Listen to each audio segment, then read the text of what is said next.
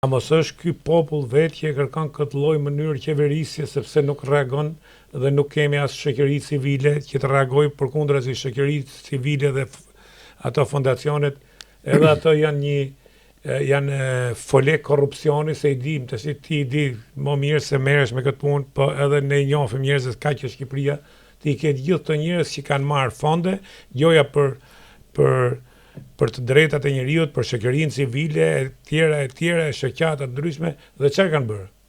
Vila, kanë shpërdoru paren, pra, mos plotësojmë që t'jemi qik sinqert me veten, mos plotësojmë njëri tjetrin ne, si populli dhe qeveria, mos plotësojmë njëri tjetrin, se ajo që theti popullit kanë luftu për drejtën, domethënë, kurse ne kemi një shpirt korruptiv si popull, mendoj. Jo të gjithë, sigurisht jo të gjithë. Kështu ka qenë dhe popujt tjerë. Po të shohësh historinë, popujt tjerë nuk hyn për herë në të rrugë.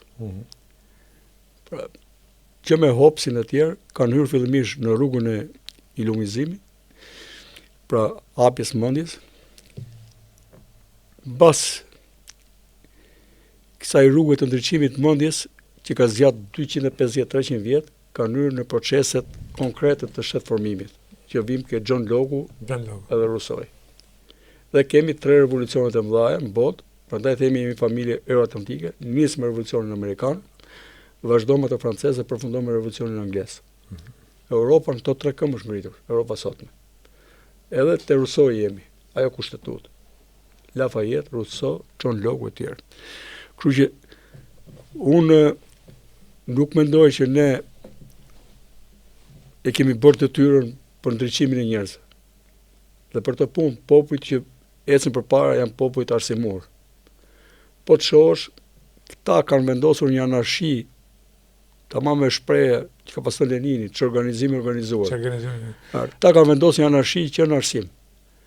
Përse njerëzit, kur shkojnë për votuar në moshën 18 vjeç, nuk kanë informacionin e duhur për historinë e Shqipërisë, se edhe historia e Shqipërisë nuk është shkruar si duhet, pak në këto 200 vjetet e fundit.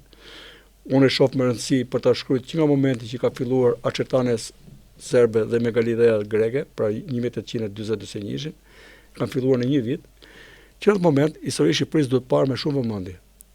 E ketë sigurt që 99% e parlamentit nuk e di, të parlamentit që po ikën dhe këtij që po vjen.